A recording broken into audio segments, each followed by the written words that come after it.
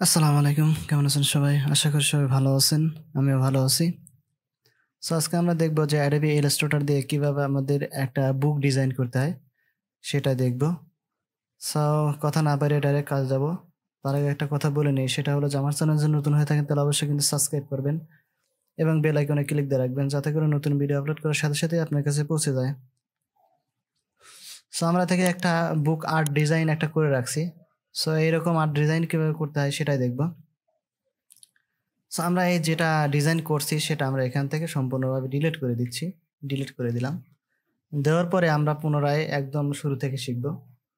এখান থেকে আমরা কি করব? আমরা এখান থেকে যেকোনো একটা আমাদের রেক্ট্যাঙ্গেল শেপ নিব এখান থেকে।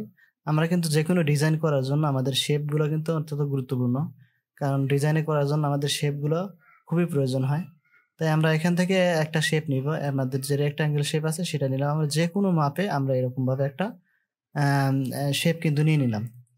নেওয়ার পরে আমরা এখান থেকে শেডটা যদি আমাদের উপরের যে ব্যাকগ্রাউন্ডের উপরের যে কালারটা আছে সেটা আমরা যে কালার নিব, আমরা সেই কালারটা সিলেক্ট করব। তো আমি যেহেতু রেড কালার নিব তাই আমি রেড কালার সিলেক্ট করছি। তো এখান থেকে তো যদি আমি মনে করি যে না আমি আরেকটু গাঢ় নিব, তাহলে এখান থেকে আমি যেকোনো কালার কিন্তু এখান থেকে নিয়ে নিতে পারবো। তো আমি যেহেতু এখান থেকে আমাদের রেড কালারটাই সিলেক্ট করছি, তো আমরা এখান থেকে রেড কালারটাই নিয়ে নিচ্ছি। তো এখান থেকে আমি রেড কালার নিয়ে নিলাম। এখান থেকে আমরা পুরোটা সিলেক্ট করি। সিলেক্ট করে আমরা এখান থেকে রেড কালারটা নিয়ে নিলাম। তো রেড কালারটা নেওয়ার পরে আমরা এই যে আমাদের ডাইরেক্ট সিলেকশন টুল আছে সেটা আমরা সিলেক্ট করব। সিলেক্ট করার পরে আমরা যেকোনো কর্নার, এই কর্নার কিংবা এই কর্নার, যেকোনো কর্নার আমরা এখান থেকে সিলেক্ট করব। তো আমরা এই কর্নার সিলেক্ট করতেছি, করে আমরা এটা একটু এরকমভাবে মাথাটা রাউন্ড করে দিচ্ছি। একটু রাউন্ড করে দিলাম হালকা। তো রাউন্ড করে দেওয়ার পরে আমরা এখান থেকে এই যে আমাদের যে পেন টুলের মতো যে কনভার্সল যে টুল আছে সেটা আমরা নিব। নেওয়ার পরে আমরা এই যে এই মাথাটা একটু বাঁক করে দিব। এখান থেকে এই মাথাটা একটু এরকমভাবে বাঁক করে দিব। এই যে এরকমভাবে বাঁক করে দিলাম।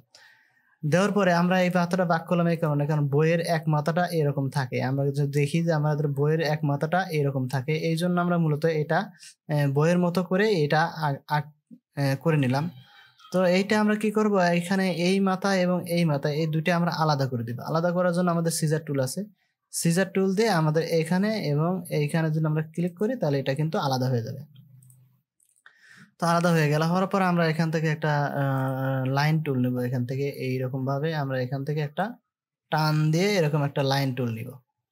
যে আমরা কিন্তু যেকোনো ইয়াতে নিতে পারি। তো আমরা এখানে লাইন টুলের যে কালারটা আছে সে কালারটা কিন্তু আমরা চেঞ্জ করব, কিন্তু পরে চেঞ্জ করব। কারণ পরে চেঞ্জ করলে আমাদের এটা কাজটা দেখতে একটু সুবিধা হবে। তো আমরা এটা একটু নিচে নামিয়ে দিচ্ছি, কারণ নিচে নামিয়ে দিলে কাজটা করতে ভালো হবে। তো এখান থেকে আমরা কি করতেছি, এইটা আমি কিবোর্ডের অল বাটন ধরে আমি এরকমভাবে একটা নিয়ে নিচ্ছি, লাইন নিয়ে নিলাম। নেওয়ার পরে আমরা কন্ট্রোল ডি দিলে আমাদের এটা কপি হতে থাকবে। তো আমরা এখানে কপি করলাম। কপি করার পরে আমরা এই যে কালারটা দিছি এই কালারটা আমরা চেঞ্জ করে দেব। তো কালারটা কিভাবে চেঞ্জ করবো? এই যে আমাদের যে স্টক কালার আছে এখান থেকে আমরা এটা এরকম কালারও দিতে পারি, এরকম কালার আমার ইচ্ছা মতো আমি যেকোনো কালার কিন্তু এখান থেকে দিতে পারি। তো আমি হোয়াইট কালার যেটা আছে সেটা দিলাম। দেওয়ার পরে এখান থেকে যদি ক্লিক করি তাহলে কিন্তু আমার কিছুই নাই এরকম বোঝা যাচ্ছে, কিন্তু আমরা আসলে মূলত এটা কিন্তু আছে। এখান থেকে যদি আমরা সিলেক্ট করি, সিলেক্ট করার পরে আমরা এইটা টান দিয়ে নিয়ে যেয়ে আমাদের এই যে এটার মাঝখানে দিয়ে দিব। ঠিক আছে? এখান থেকে আমি দিয়ে দিলাম। এই যে এখানে দেওয়ার পরে আমাদের কিন্তু কিছুই বোঝা যাচ্ছে না, কিন্তু আসলে কিন্তু এখানে আছে ওইটা। ঠিক আছে? তো এখান থেকে আমি এটা এই যে আমি এখানে সিলেক্ট করি, সিলেক্ট করে আমরা কিন্তু এখান থেকে কালারটা চেঞ্জ করে দিতে পারবো। তো আমরা যদি এরকম কালার নেই তাও কিন্তু এখানে একটু বোঝা যাবে হালকা, এই যে আমাদের এখানে বোঝা যাচ্ছে। তো এতটুকু বোঝা যাওয়ার জন্যই আমরা এটা কালারটা নিয়ে নিলাম। নেওয়ার পরে আমরা এখান থেকে এইরকম ভাবে নিলাম। নেওয়ার পরে আমরা এটা টোটালটা সিলেক্ট করব। সিলেক্ট করার পরে আমরা চলে যাব আমাদের যে শিপ বিল্ডার টুল আছে সেই শিপ বিল্ডার টুলে। যাওয়ার পরে আমরা কিবোর্ডের অল বাটন ধরে আমরা এরকম ভাবে ডাক করব যাতে এটা মাইনাস হয়ে যায়। তো মাইনাস কিন্তু হয়ে গেছে, কিন্তু আমাদের এখানে পুরোটাই কিন্তু মাইনাস হয়ে গেছে। এখন কন্ট্রোল জেড দিচ্ছি, এই যে এখানে কিন্তু আমি যদি এটা সিলেক্ট করতেছি তাহলে আমাদের পুরোটাই কিন্তু মাইনাস হয়ে যাচ্ছে। এই যে পুরোটাই কিন্তু আমাদের এখান থেকে মাইনাস হয়ে যাচ্ছে, কিন্তু মাইনাস কিন্তু পুরোটা করা যাবে না। সো এখান থেকে আমরা এখান থেকে কন্ট্রোল জেড দিচ্ছি, এই যে কন্ট্রোল জেড দিলাম। দেওয়ার পরে আবার কন্ট্রোল জেড দিচ্ছি, এই যে আমাদের এখানে চলে আসলো কালারটা। তো এখান থেকে আমাদের যে করতে হবে, এই যে এইটা আমাদের যেটা আছে এইটা কিন্তু আমাদের সিলেক্ট হয়নি, এই জন্য এরকম হচ্ছে। তো আমরা এখান থেকে পুরোটাই আমরা সিলেক্ট করবো। এবার পুরোটা সিলেক্ট করার পরে আমরা শিপ বিল্ডার টুলে যাব। যাওয়ার পরে এখন যদি আমি এখান থেকে মাইনাস করি তাহলে কিন্তু এই যে আমাদের এত থেকে যাচ্ছে। ঠিক আছে, থেকে যাওয়ার পরে আমরা এই যে এখান থেকে এইটা এবং এইটা, এই যে এইটা আমরা এরকম ভাবে এই যে মাথাগুলো আছে সেই মাথাগুলো আমরা এখান থেকে কেটে নিব, এইভাবে কেটে নিব, এই যে এখান থেকে এইভাবে কেটে নিব।